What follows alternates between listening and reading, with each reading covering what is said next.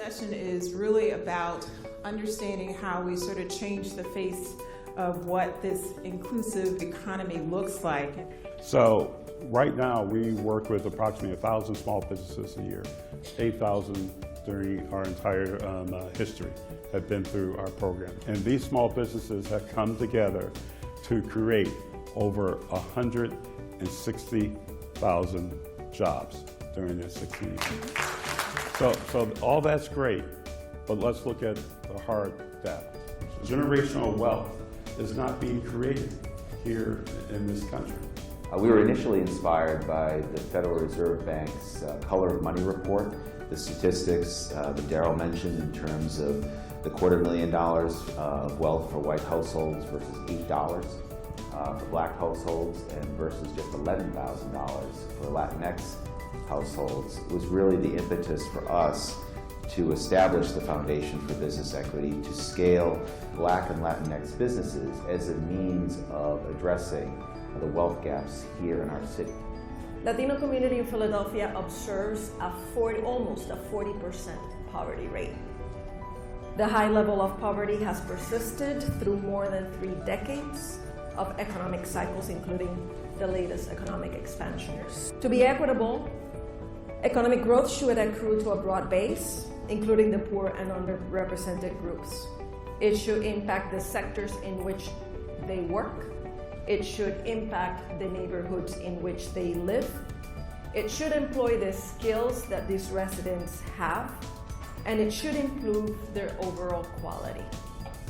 To be inclusive, an economy should provide individuals with the access to the resources, to the networks, to the know-how that they need in order to lead the lives they want. It's hard to be in a capitalist system if you don't have any capital. It's hard to participate in our democracy if you can't be a part of our institutions and structures. What we're defining as the solution is too small to actually get at the magnitude of the deficit that we're in with regards to the disparities that we have.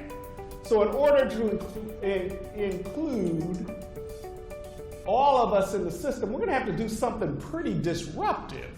One would argue that we play in a zero-sum game, in a zero-sum relationship, meaning that in order for me to win, you have to lose.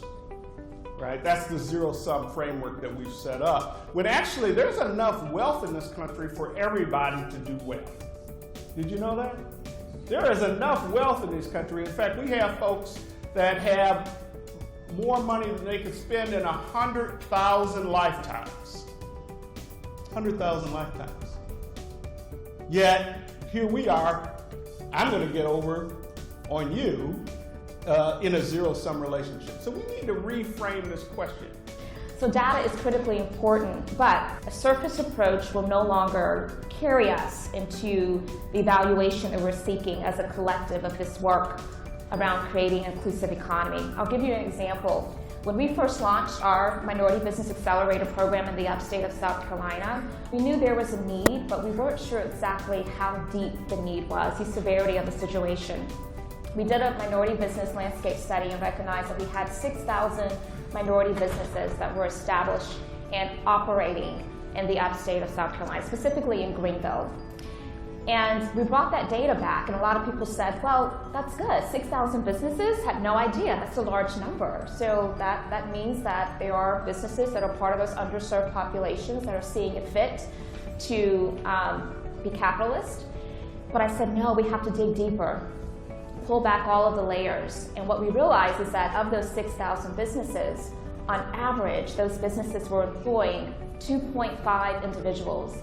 And that number had remained constant for decades. What that said was that those businesses are here, but they're not growing, they're not thriving, they're not competing effectively in the marketplace, and so we need to make sure that we're part of the solution. So data is important, but only as good as the lens in which we have. So we need to make sure that we are digging deep, pulling back all of the layers, and not being surface with our solutions. We are leaving our kids nothing.